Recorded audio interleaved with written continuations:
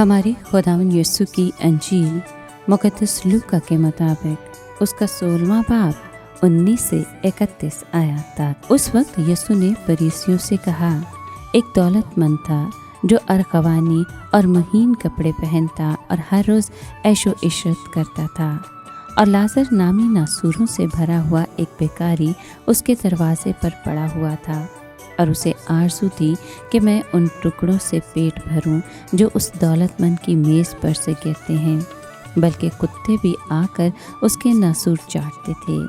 और ऐसा हुआ कि वो बेकारी मर गया और फरिश्तों ने उसे ले जाकर इब्राहीम की गोद में पहुंचा दिया, और वो दौलतमंद भी मरा और दफनाया गया। और जब उसने आलम असफल के अज़ाब में मुब्तला होकर आंखें खोली तो दूर से इब्राहीम को देखा और लाजर को उसकी गोद में, और उसने पुकार कर कहा कि ऐ बाप इब्राहीम, मुझ पर रहम कर और लाजर को भेज ताकि वो अपनी उंगली का सिरा पानी से भिगोकर मेरी ज़ुबान ठंडी करे, क्योंकि मैं इस आग में तड़पता हूँ। मगर इब्राहीम ने कहा, बेटा याद कर कि तू अपनी ज़िंदगी में अच्छी चीज़ें हासिल कर चुका, और इसी तरह लाजर बुरी चीज़ें, बस अब वो तसल्ली पाता है और तू तड़पता है।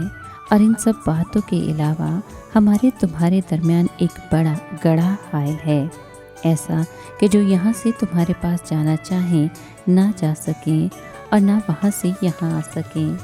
तब उसने कहा कि ऐ बाप, मैं तेरी मिन्नत करता हूँ कि तू इसको मेरे बाप के घर भेज, क्योंकि मेरे 5 भाई हैं, वो उनको आगाह करे, ऐसा न हो कि वो भी इस जाए अज़ाब में आ पड़े। मगर इब्राहीम ने कहा, उनके पास तौरात मूसा और सहाइफ अंबिया तो हैं, वो उनकी सुने। उसने कहा, नहीं है बाप इब्राहीम, लेकिन अगर कोई मुर्दों में से उनके पास जाए तो वो तौबा करेंगे। मगर उसने उससे कहा कि जब वो तौरात मूसा और सहाइफ अंबिया की नहीं सुनते तो अगर मुर्दों में से कोई जी उठे तो उसकी भी ना मानेंगे। पाक कलाम के पढ़े और सुने जाने पर खुदावंद की बरकत हो, खुदा का शुक्र हो। अजीज़ दोस्तों, आज के कलाम में दौलतमंद की दौलत की बहुतात और लाजर की गुर्बत की इंतहा में फ़र्क बयान किया गया है। ये माशरे की नाहमवारी की एक भयानक तस्वीर है, जिसमें एक तरफ वो लोग हैं जिनके पास अपनी कई नस्लों का पैसा जमा है, और दूसरे वो लोग हैं जिन्हें अगले वक्त की रोटी का यकीन नहीं होता। रोज़ों का वक्त हमें माशरे की इस नाहमवारी और नाइंसाफ़ी पर सोचने और ये सोचने का मौका देता है कि हम मुफलिसों के दुखों का मुदावा किस तौर से कर सकते हैं। दौलतमंद की अपने भाइयों के लिए मिन्नत, तौबा और ज़िंदगी की तब्दीली की अहमियत को उजागर करती है। तौबा से मुराद अपने गुनाहों से फिरना और तब्दील होना है, और फिर गुनाहों की तरफ ना फिरना है। रोज़ों का वक्त हमें अपने दिलों का जायज़ा लेने, अपनी कमियों और कोताहियों का इकरार करने और खुदा से सुलह करने की तहरीक देता है। इब्राहीम की तरफ से मूसा और अंबिया का हवाला देना हमारी ज़िंदगियों में खुदा के कलाम की अहमियत पर जोर देता है। खुदा का कलाम जो हमें उसके अंबिया के वसीले से मिला है, हमारी हर वक्त की ज़रूरत है। ये कभी मनसूख नहीं हो सकता जब तक इंसान का वजूद बाकी है। उसके लिए खुदा के कलाम का वजूद भी बाकी है। अगर लाजर को दुनिया में फिर से भेजा जाता तो इससे ये ज़ाहिर हो सकता था कि अंबिया के वसीले से मिलने वाले खुदा के कलाम की अब ज़रूरत नहीं, इसलिए मुर्दे दोबारा ज़िंदा किए जाते रहेंगे ताकि वो आकर बताएं कि मरने के बाद क्या होता है।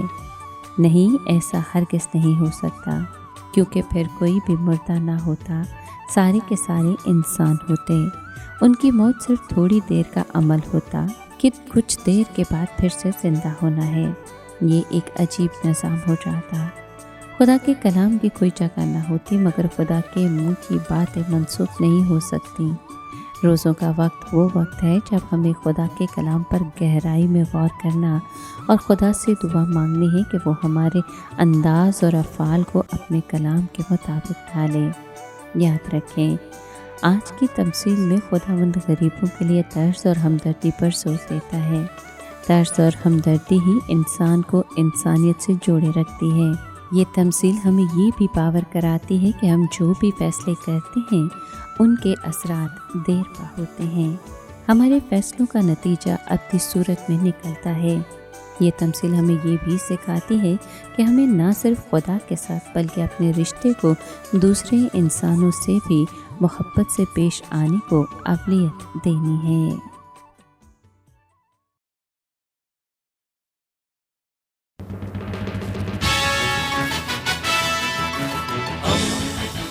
دوستی کا پیمبر، ریڈیو ویریتاس ایشیا۔